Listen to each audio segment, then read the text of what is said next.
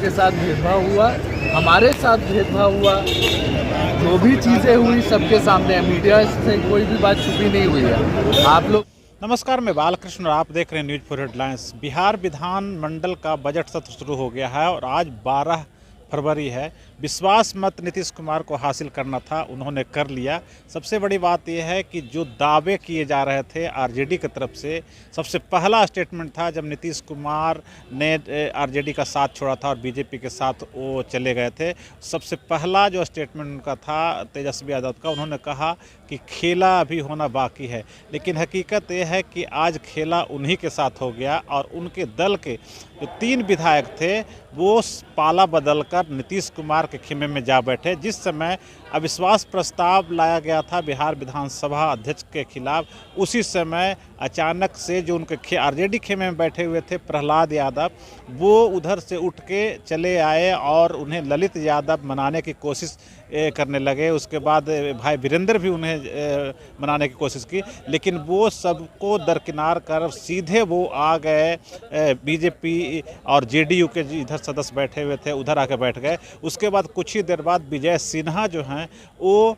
जो कहा जा रहा था कल तक, जो चेतन आनंद के बारे में माना जा रहा था कि वो आरजेडी खेमे के हैं, लेकिन हकीकत ये है कि 4 बजे सुबह में ही चेतन आनंद और लवली आनंद उन लोग से बात हुई नीतीश कुमार की, और सुबह सुबह लवली आनंद, आनंद मोहन और चेतन आनंद की मुख्यमंत्री से मुलाकात हुई। उसके बाद उन्हें भी देखा गया कि नीतीश कुमार के ठीक पीछे वाला जो गैलरी था वहाँ पे वो बैठे मिले। उनके साथ जो अनंत सिंह की पत्नी नीलम देवी थी वो भी बैठे मिले। तो कहा जा सकता है कि तीनों विधायक अचानक से पाला बदल कर आरजेडी के साथ ही खेला कर दिए और कहीं न कहीं आरजेडी के साथ ये धोखा हो गया। दूसरी तरफ हम बात करें तो जहाँ सत्ताधारी दल का जो दावा था कि उनके पूर्ण बहुमत है और 128 का समर्थन उनके पास है, लेकिन अंत में जब फिर ध्वनि मत से वोटिंग जब हुई, विपक्ष हालांकि बहिर्गमन कर गया, बाहर निकल गया, वॉकआउट कर गया।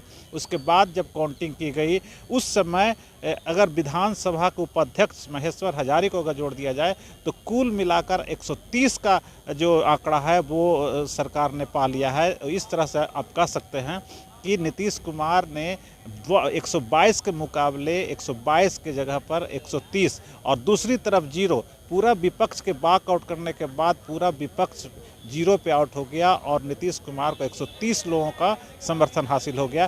तो अब सरकार पूरी तरह से सेफ है और लोकसभा चुनाव होना है और लोकसभा के बाद विधानसभा में क्या गणित बैठती है और क्या कुछ होता है। लेकिन तेजस्वी यादव ने आज बहुत ही अच्छा जो अपना वक्तव्य था उन्होंने दिया और नीतीश कुमार को मीठा मीठा बहुत सारी बात बोलकर बहुत सारे बातों का जवाब दिया। अंत में उन्होंने ये भी कह दिया कि नीतीश जी आप जहाँ हैं वहाँ ठीक है, हम आपका धन्यवाद भी देते हैं और शुक्रिया भी अदा करते हैं, लेकिन अगर फिर आपका मन फिरेगा तो हम बैठे हैं, तैयार बैठे हैं और हम आएंगे, हम आपकी बात फिर सुनेंगे।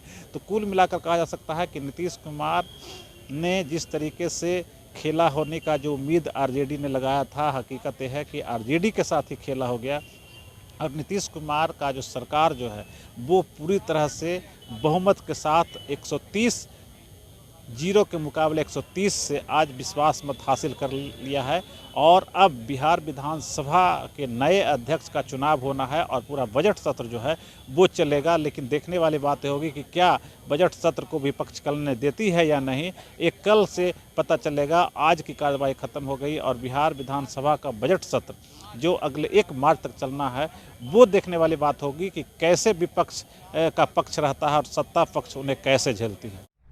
अगर आपको ये खबर अच्छी लगी तो चैनल को सब्सक्राइब करना नहीं भूलें और बेल आइकन जरूर दबाएं।